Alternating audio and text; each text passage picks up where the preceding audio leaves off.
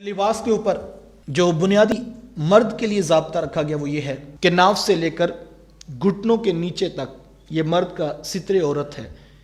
اتنی جگہ چھپانا ہر مرد کے لیے دوسرے مرد سے بھی لازم ہے، اور اگر کوئی بلا عذر شرعی کسی کے بدن کا یہ حصہ دیکھے گا تو وہ گناہ گار ہوگا، اور یہ بنیادی اور واجبی سا لباس ہے۔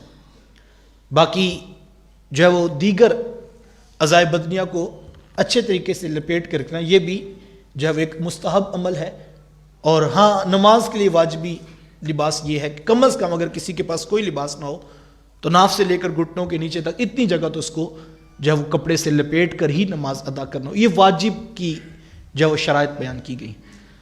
پھر اس کے بعد مردوں اور عورتوں کے لباس میں مشابہت نہیں ہونی چاہیے۔ معاشرے کے اندر جو لباس مردوں کے لیے مختص ہے وہ مرد ہی پہنے، جو لباس جو رنگ عورتوں کے لیے مختص ہے وہ عورتیں استعمال کریں۔ تو یہ جو ہے وہ ایک اخلاقی ضابطہ ہے جو اسلام نے بھی دیا ہے، بلکہ اللہ کے رسول صلی اللہ علیہ وآلہ وسلم نے تو یہاں تک فرمایا وہ مرد جو عورتوں کی مشابہت والا لباس پہنتا ہے اور وہ عورت جو مردوں کی مشابہت والا لباس پہنتی ہے، فرمایا اللہ کے رسول کی اس کے اوپر لعنت ہے۔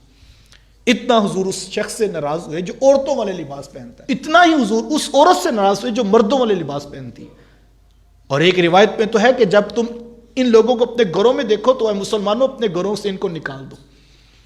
حضور ناراض ہوئے اس شخص پر جو عورتوں والے لباس پہنتا ہے، اس عورت سے ناراض ہوئے جو مردوں والے لباس پہنے۔ مشابہت سے منع کیا گیا ہے۔ میں یہ کہتا ہوں یہ اپنی مرضی والا نعرہ لے کر جو لوگ آئے انہوں نے شاید دین نہیں پڑھا تھا، ورنہ میں یہ کہتا ہوں اپنی مرضی کو دفن کرنے کا نام ہی دین ہے۔ جب انسان کہتا ہے لا الہ، کوئی معبود نہیں ہے، وہ نفی کرتا ہے، وہ بت کی نفی کرتا ہے، وہ رب کے مقابلے میں کھڑی ہونے والی سوچ کی نفی کرتا ہے، وہ رسول کی شریعت کی مخالفت میں اٹھنے والی فکر کی نفی کرتا ہے، وہ اس خیال کی نفی کرتا ہے جو رسول اللہ صلی اللہ علیہ وسلم کے لائے ہوئے دین اور ان کے بتائے ہوئے نظم کے خلاف کوئی سوچ ابھارے اس نظام کی نفی کرتا ہے۔ اور یہ لا الہ کا صوفیہ فرماتے ہیں مفہوم ہی یہ ہے، اس سے صرف بت کی نفی نہیں ہے، ہر وہ زاویہ نظر، ہر وہ فکر، ہر وہ سوچ، ہر وہ فکر جو حضور کی شریعت کی مخالفت کرے، فرمایا لا الہ میں اس کو نہیں مانتا الا اللہ، مگر میں اللہ کو مانتا ہوں۔ جو میرا رب کہے گا، جو میرا رسول کہے گا، میں اس کو تسلیم کرتا ہوں۔ تو جو یہ مان لیتا ہے، جو یہ کلمہ پڑھ لیتا ہے، وہ اعلان یہ کرتا ہے کہ میری اب مرضی نہیں چلے گی۔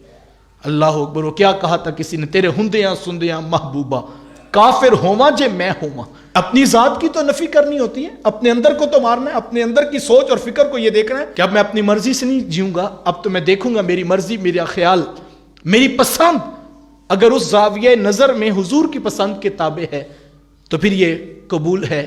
ادروائز اسلام جو ہے وہ اس بات کو قبول نہیں کرتا کہ اسلام کے ماننے والے اپنی مرضی کے ساتھ زندگیاں گزاریں۔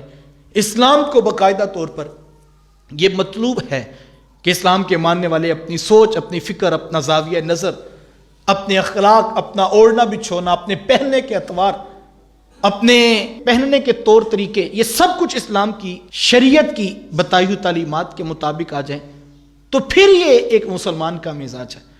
مسلمان جب شاپنگ کے لیے جاتا ہے تو وہ یہ نہیں دیکھتا کہ مجھے کیا اچھا لگتا ہے، وہ ساتھ ساتھ یہ بھی سوچتا ہے میرے رسول کو کیا اچھا لگتا ہے، میرے دین کو کیا اچھا لگتا ہے، پھر اس کے مطابق وہ ایک فیصلہ کرتا ہے۔ تو ہمیں اسلام یہ سکھاتا ہے۔ تو فرمایا منع کیا اللہ کے رسول صلی اللہ علیہ وسلم نے، فرمایا ان لوگوں پر اللہ کے رسول صلی اللہ علیہ وآلہ وسلم کی لعنت ہے جو مرد عورتوں کی مشابہت کریں یا عورتیں مردوں کی مشابہت کریں، اس سے منع کیا گیا۔ واضح حدیث موجود ہے، فرمایا سونا اور ریشم یہ میری امت کے مردوں پہ حرام کر دیا گیا۔ یہاں دنیا پر جو ہے وہ مردوں کے لیے سونا بھی حرام ہے اور ریشم بھی حرام ہے۔